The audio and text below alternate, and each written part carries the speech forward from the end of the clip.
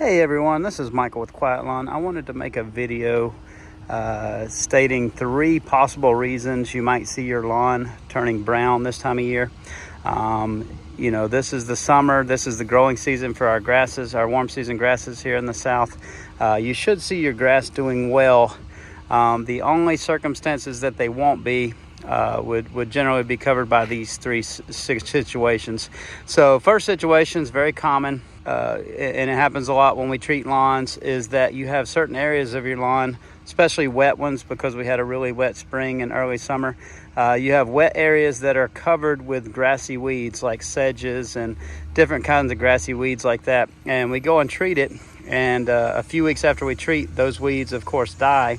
And you have those bare spots, and people attribute that to the grass dying, and they just couldn't tell the difference between those grassy weeds and their grass, their species of grass. Second reason is you have some kind of insect or possibly disease issue. So right now, real common is something called armyworms or sod webworms. We did send out videos that if you're seeing signs of that and you're coming outside and your lawn is looking different over a period of a couple days, you're seeing areas that just look like they're eaten to the ground. That's typically the early indicator of webworms, and you just need to contact us and let us know so that we can address that before it becomes a big problem. But the most common thing we see in the summer, and the reason your lawn starts to turn brown, is due to drought stress and lack of enough water. Water is crucial to all life. Us, plants, animals, all need water to survive.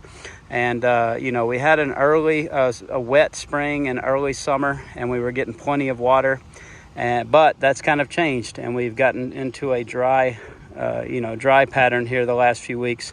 What you're seeing first is you start to see drought stress in your lawn if you're not watering enough. So I don't know if you can see it in the videos, but you can see these areas that start to turn kind of grayish or bluish. You can see this area right here looks different than the surrounding grass that's like vibrant green. And what happens right there is it's called needling. It's basically the blades of grass, they start to curl up into a needle. It's kind of protecting itself from the sunlight. And that's why it gives that different appearance. If that continues and you don't water your lawn or you don't get rain, eventually those spots start to die off. And this is an example. This is my lawn. My lawn's usually really good shape, but I went out of town to Virginia for a few days last week, just 3 or 4 days, and when I came back, this area right here had a lot of dead grass in it. This area typically gets drought stress first. It's by the road. You've got this constant heat from the concrete. These are the areas that you typically see dry out first and get drought stressed. These areas, and then areas that are wide open out in the sun. But just in the course of 3 or 4 days of me being gone, this area went from being drought stressed to losing large parts of the grass, large parts of it dying off. We hear all the time people say, oh, but we were, when you say you need to water more, we had a lot of rain and stuff earlier this summer. Well, that doesn't matter. Just like you and I could drink a bunch of water a month ago and be very well hydrated. If we stopped drinking water for the last couple of weeks, we'd still be dead. Same with your grass. It has no system to be able to store that water for a long time.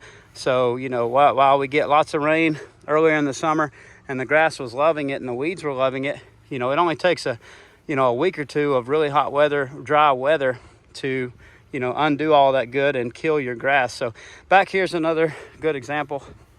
This area is always pretty dry out here. It doesn't have the shade from the house a large part of the day. It's just directly out in the sun.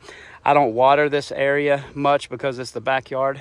And you can see this area has started, to have some loss. You can see it started to get drought stressed. That's the different appearance, the bluish grayish appearance of the grass, where the grass blades are curling up. And you can see in the areas that are even drier over here, a lot of that drought stress, which will recover just fine as long as you get water, you get rain. A lot of that has started to die off in these areas that are drier. So you can get down close and you can see, parts of the grass is actually dying off there due to that. So, what you need to do is you need to start watering. more frequently and for longer duration. Irrigation systems are only meant to supplement rainfall. It's very hard for an irrigation system to get out the amount of water that you can with rain. So even watering pretty heavily with your irrigation system, it's often hard to keep up with the needs of the grass, because like I said, they're only meant to supplement the rain. And if we're getting long dry periods like is normal here in our area, to have droughts for weeks or maybe a month or more, you really got to try to give your grass as much of help as you can, because putting fertilizer on your lawn is not magic. No amount of food can overcome the need for water.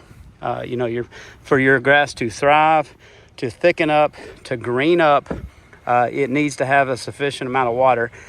Your lawn, if it doesn't, it's going to pull back. It's going to reserve try to preserve itself. It's not going to put energy into growth and thickening up. It's going to try to survive. It's going to go into drought stress mode, and it's going to try to survive, and it's going to shed any parts above the ground that it can to try to preserve its root system. And you just got to understand that, and you got to understand that you got to water. If you want to have a nice lawn in times like this, you just got to water. And it's different for everybody. There is no one size fits all. We make some recommendations for watering, but you have to adjust for that, because your soil might be different than mine. A lot of parts of this area, they have very thick clay soils that retain moisture, and a lot of parts are very sandy, so you have to water more often because that water drains through. Or like I said, we have different types of irrigation systems, different areas in your lawn that are more or less shaded that need more water. So you really just have to look at it, and it's pretty easy. If you start seeing signs of drought stress in a certain area, water that area more. If I came out here and I watered this area with a water hose for a good 10 minutes, when I come back out here tomorrow, this area will be greened up and it will be matching the rest of the grass. So it's really something that you have to adjust throughout the season. While you didn't have to water much at all a month ago when we were getting rain 2 or 3 days a week, now you might have to water 2, 3, 4 days a week just to make up for the fact that we're not getting any rain. Hey everyone, Michael with Quiet Lawn.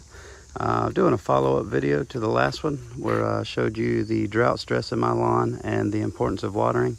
If you were in question about whether or not water was the issue, I think this is makes it pretty obvious. This is less than a week after that video was made. We got the heavy rain from the tropical storm, and you can see that, aside from some of the areas that died off, that were just burnt up, the lawn has made a pretty massive recovery just in a very short period of time. Back here in the back, you'll remember we had this huge drought stress spot. We had this area over here that was drought stress that had also lost some grass that had gotten, let it go too far and the grass had died off. But you can see, these spots have basically just about recovered to 100%, just like the existing lawn. Over here in this area was very badly drought stressed. Also had some grass die off here in a few little areas, but you can see that the grass has rebounded very well and it's making a good recovery. Like I always say, proper watering, adequate watering is 75% plus of having a nice lawn.